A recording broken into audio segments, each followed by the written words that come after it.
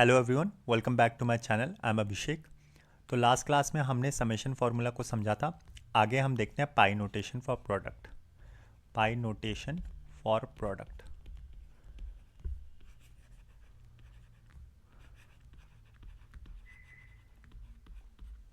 देखो, अगर मैं आपसे बोलता हूँ पाई नोटेशन ऑफ ए आई और मैं बोलता हूँ आई इक्वल्स टू 1 से 3 तक चलना है, ठीक है।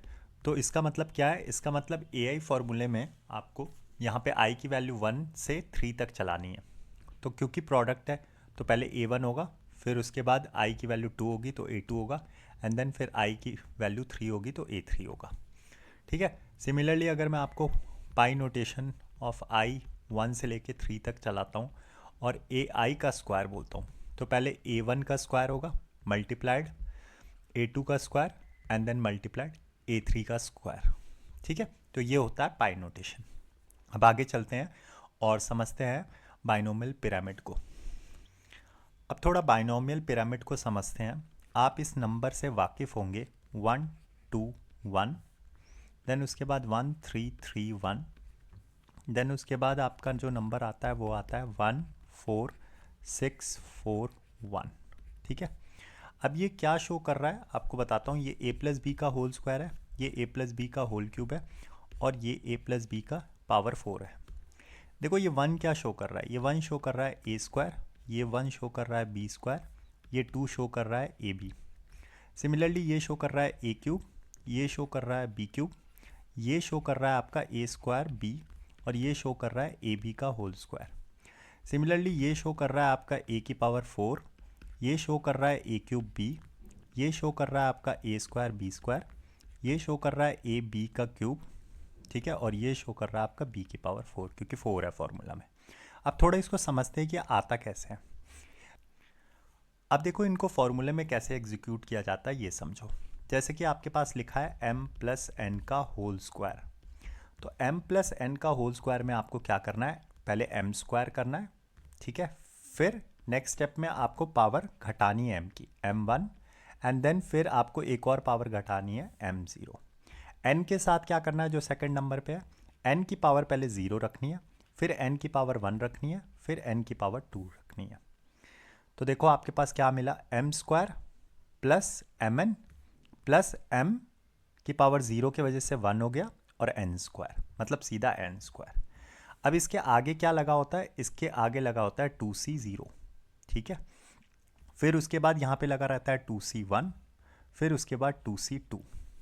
अब आप देखो 2c0 तो 1 होता है, तो ये हो गया m स्क्वायर, ठीक है, 1 इंटू एम स्क्वायर। 2c1 आपको पता होगा 2 इंटू 1, और आपके पास सीधा नीचे 1 मिलेगा, तो 2c1 आपको 2 देता है, तो 2mn आ गया, ठीक है। उसके बाद आप देखो 2c2, 2c2 का मतलब 2 into 1 divided by 2 which is 1 only. तो 2c0 जब 0 रहता है नीचे तो आपका 1 आती है वैल्यू, 2c2 हमेशा 1 आती है वैल्यू, तो ये दो वैल्यू हमेशा 1 देती है। m0 हो गया तो 1 हो गया, और फिर n स्क्वायर तो n स्क्वायर, ठीक है। तो अगर आप देखो तो फॉर्मूला क्या है?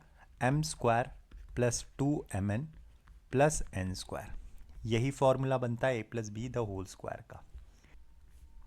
अब क्यूब वाले फॉर्मूले भी यही काम करेगा। अगर मैं p प्लस आर का होल क्यूब लेता हूँ तो देखो पहले क्या करना है, 3c0 लो, ठीक है, p की पावर 3 रखो मैक्सिमम, जो क्यूब है तो क्यूब, r की पावर 0, फिर उसके बाद p की पावर आप घटाते चलोगे, r की पावर बढ़ाते चलोगे, और 3c0 से 3 तक जाओगे 1, 3c1, फिर उसके बाद p की पावर घटाया 2, r की पावर बढ़ाया, फिर उसके बाद 3c2, फिर उसके बाद p की पावर क्या करना है? घटाना है, तो p की पावर 1, r की पावर 2, और फिर उसके बाद 3c3, p की पावर क्या? 0 आ जाएगा, ठीक है, और फिर यहाँ पे r की पावर 3 हो जाएगा।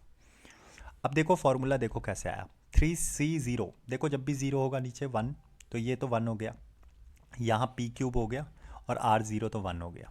फिर उसके बाद 3c1, 3c1 हमेशा 3 वैल्यू देगा। उसके बाद आपको क्या करना है?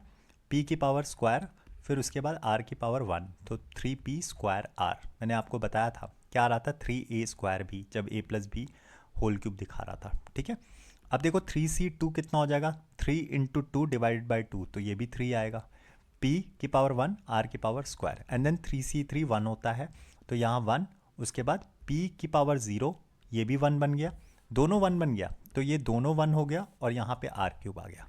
तो आपका सीधा फॉर्मूला आ गया, देखो a cube plus b cube plus 3a square b plus 3a b square. अब देखो सेम चीज़ करूँगा, अगर a प्लस बी की पावर मुझे 4 मिलती है तो सेम मेथड लगाऊंगा, ठीक है। पहले रखूँगा 4c 0, a की पावर 4, b की पावर 0, फिर इसके बाद 4c 1, a की पावर 3, b की पावर 1, बढ़ाऊँगा b की पावर और a की पावर घटाऊँगा, ठीक है। फिर 4c 2, a की पावर कितना हो जाएगा 2 हो जाएगा और b की पावर बढ़ गई 2। फिर उसके बाद 4c 2 के बाद मेरा क्या आएगा, ये 4c 2 है, फिर 4c 3, a की पावर क्या होगा घटेगी और b की पावर बढ़ जाएगी 3। फिर उसके बाद 4c 4, a की पावर 0 हो गई और b की पावर 4 हो गई। अब देखो यहाँ पे रिजल्ट क्या है, 4c 0 आपको पता है 1 आएगा, तो ये पूरा a की पावर 4 हो गया, 1 इंटू a की पावर 4 और b की पावर 0, a की पावर 4। फिर उसके बाद 4c 1 देखो, तो 4c 1 कितना हो जाएगा 4 हो जाएगा, ठीक है। फिर उसके बाद a क्यूब, फिर उसके बाद b, फिर उसके बाद 4c2, 4c2 4 into 3 divided by 2, 2 से 4 कटा 2, 2 into 3 6, 6a square b square. अब नेक्स्ट है 4c3, 4c3 में 4 into 3 into 2 divide by 3 into 2, 3 और 2 कट गए, है ना, तो बचा क्या 4a b cube.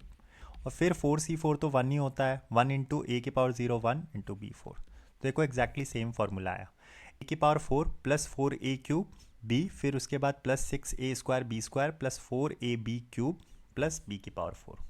I hope आपको ये समझ में आया होगा। अब आगे चलते हैं।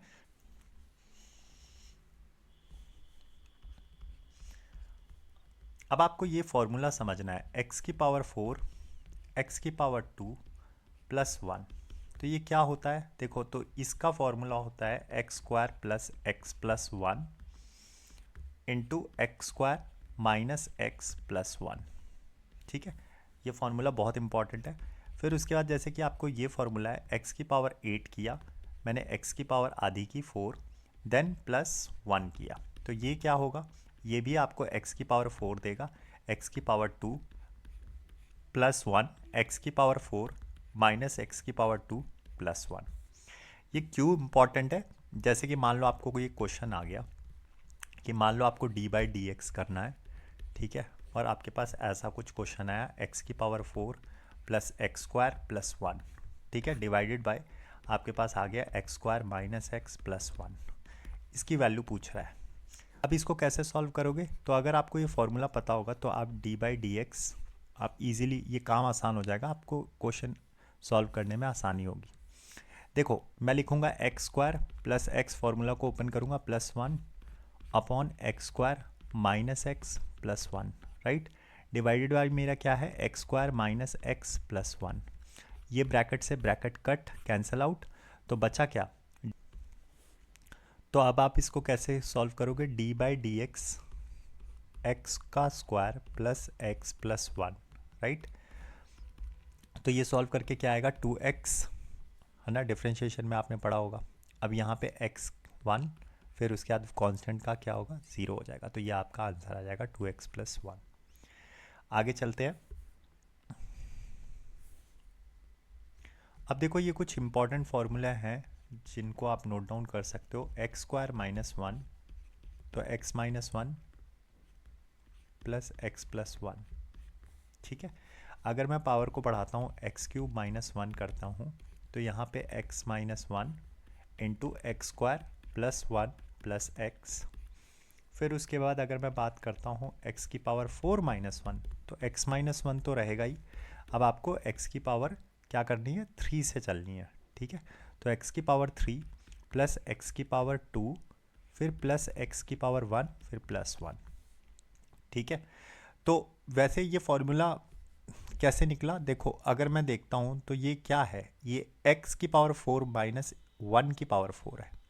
तो अगर मैं आपको दिखाऊँ यहाँ पे ये आया कैसे, तो ध्यान से देखना, मैंने लिखा जैसे कि मान लो मेरे को यहाँ पे दिखाना है x की पावर 4 माइनस 1, तो मैं कैसे लिख सकता हूँ इसको, एक्स स्क्वायर माइनस 1 और एक्स स्क्वायर प्लस 1, ठीक है। उसके बाद मैं इसे कैसे लिख सकता हूँ, x minus 1 into x plus 1 into x square plus 1, ठीक है। x माइनस 1 यहीं पे छोड़ दो, एक्स प्लस वन को यहाँ इस एक्स स्क्वायर प्लस वन के ब्रैकेट में लेके जाओ और इसको सॉल्व कर दो। तो यहाँ क्या है, एक्स की पावर क्यूब प्लस एक्स, ठीक है, x into x square, x की पावर क्यूब, एक्स की power one, x multiplied by one तो एक्स, फिर उसके बाद एक्स स्क्वायर, फिर उसके बाद वन। ठीक है, फर्दर सॉल्व करोगे आप इसको तो ये कैसे जाएगा, ये एक्स माइनस वन इधर ही हो गया और ये एक्स की पावर थ्री हो गई, फिर एक्स की पावर टू हो गया, फिर एक्स की पावर वन, फिर वन। तो मतलब जब भी आपको ऐसा फॉर्मूला दिखता है x square minus one equals two, आप क्या लिखोगे, x minus one x plus one, फिर एक्स की पावर क्यूब माइनस वन तो एक्स माइनस वन, फिर पावर एक कम करके चलानी है एक्स का स्क्वायर, फिर उसके बाद एक्स की पावर वन, फिर वन, फिर एक्स की पावर फोर माइनस वन तो एक्स माइनस वन तो एज इट इज़ रहेगा, एक्स की power three two one zero. ठीक है, मतलब कांस्टेंट। आपको पैटर्न दिख गया, ठीक है, तो ये पैटर्न याद रखना है आपको। मैं ऐसा क्यों बोल रहा हूँ, क्योंकि जैसे मान लो ऐसा कोई क्वेश्चन आ गया। अब देखो, मान लो कि आपसे किसी ने अब एकदम से x की पावर 5 माइनस वन पूछ लिया, तो आप क्या बोलोगे, x माइनस वन, अब एक नंबर कम, x की पावर 4, x की पावर 3, x की पावर 2, x की पावर 1, फिर उसके बाद 1। ठीक है, अब किसी ने इतना बड़ा नंबर पूछ लिया x की पावर 17 माइनस वन, तो आप बोलोगे सर x की पावर माइनस वन, फिर x की पावर 16, x की पावर 15, फिर x की पावर 14, फिर x की पावर 13, ये चलता जाएगा टिल कहाँ तक, x प्लस वन। ठीक है, अगर ऐसा कोई क्वेश्चन आ गया, लेट सपोज आपके पास ऐसा कोई क्वेश्चन आ गया, डी बाई डी एक्स आपको दे दिया, ठीक है, एक second, D by d x आपको दे दिया x की power 7 minus one divided by x minus one, तो आप तुरंत समझ जाना ये कुछ ऐसा लिखा है, D by d x bracket में लो, ठीक है, ब्रैकेट में लो, और ये ऐसा लिखा हुआ है x माइनस वन, ठीक है, x माइनस वन, फिर उसके बाद x की पावर, क्योंकि 7 है तो 6 प्लस x की पावर 5 प्लस x की पावर 4 प्लस x की पावर 3 प्लस x की power 2 plus x plus one.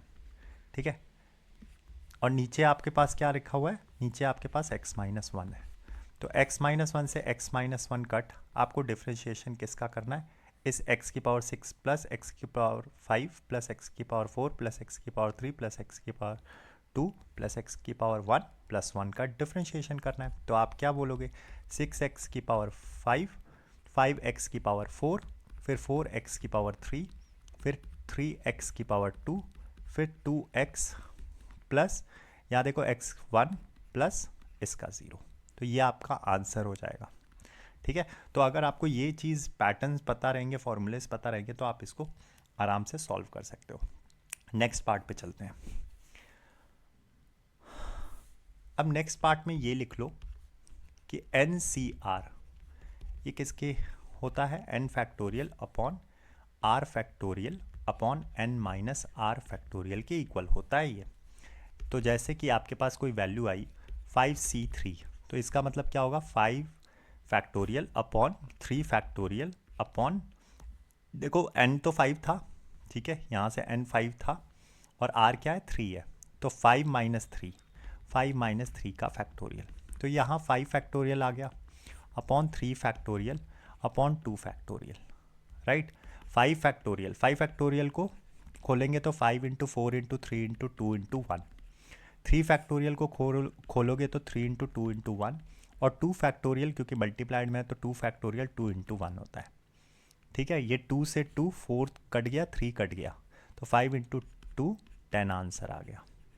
तो आपको ये चीज़ समझनी है कि NCR का फॉर्मूला क्या होता है, n factorial upon r factorial upon n minus r का फैक्टोरियल। ठीक है, मैं फैक्टोरियल भी समझाऊंगा, बस अभी जब बेसिक चीज़ें आपको समझ में आनी चाहिए। आगे चलते हैं।